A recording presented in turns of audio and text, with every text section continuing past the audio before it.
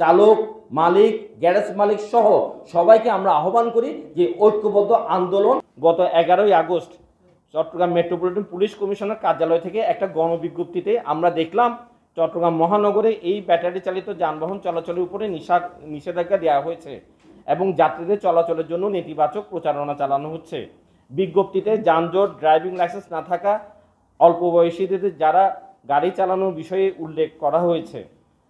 আমাদের প্রশ্ন, সুপ্রিম কোর্টের আদেশে যেখানে 22টা মহাসড়ক ব্যতীত ব্যাটারি চালিত এইসব বাহন চলাচলের বৈধতা রায় দেওয়া হয়েছে, সেখানে সিএমপি পুলিশ কমিশনারের এই ধরনের বিজ্ঞপ্তি কোর্টের রায়ের সাথেই তো সম্পূর্ণ সাংঘর্ষিক। এই বিজ্ঞপ্তির বৈধতাই বা কি? এই বিজ্ঞপ্তি যেটা গণবিজ্ঞপ্তি দেওয়া হয়েছে তার বৈধতা কি? যানজটের বিষয়টা আমরাও জানি যে শুধুমাত্র যানবাহনের উপর নির্ভর করে না, নিপতিত হচ্ছে। একদিকে গাড়ি জব্দ ও মামলা, অপরদিকে গাড়ি হারিয়ে আয় রোজগার ও বন্ধ হয়ে যাচ্ছে। এই অবস্থায় পরিবার পরিজন নিয়ে মানবেতর জীবনযাপন করতে তারা বাধ্য হচ্ছে। এর ফলে চালকদের মধ্যে বিক্ষোভ দেখা যাচ্ছে নানা জায়গায়।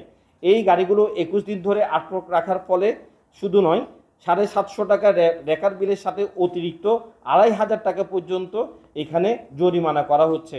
ইদানিং চট্টগ্রাম শহরের বিভিন্ন থানা সহ নানান জায়গায় পুলিশ অভিযানের নামে চালকদের মারধর পর্যন্ত ঘটনা ঘটেছে। গাড়িগুলোকে গলির ভেতর থেকেও ধরা হয়। গাড়িগুলোকে বিভিন্ন প্রশাসনের সোর্স লাগিয়ে সাধারণ যাত্রী সেজে তাদেরকে রাস্তা পার করে দেওয়ার কথা বলে সেখানে পুলিশকে ধরিয়ে দেওয়া হয়। এমনকি যেটা থানা পুলিশের কাজ না, সেই থানা পুলিশ ট্রাফিক পুলিশের মতো করে এখানে বিভিন্ন জায়গায় রেড দিয়ে এই গরিব মানুষের থেকে গাড়িগুলো নেয়। এবং অনেক দিকে আমরা দেখলাম যে সেই ক্ষেত্রে তারা এমন কি হয় যে তাৎক্ষণিক কিছু টাকা নিয়ে তখন আবার তারা ছেড়ে দেয়। অর্থাৎ যে শৃঙ্খলার কথা তারা বলে সেই শৃঙ্খলা তারা নিজেরাই মানে না, এবং সেটা অনেকগুলো ভিডিও আমাদের কাছে আছে। 2 নম্বর বিষয়, যে 21 দিন পর্যন্ত এই ব্যাটারি রিক্সাগুলো যদি আটকায় রাখা হয় তাহলে তাদের হাতে তো কাজ থাকে না।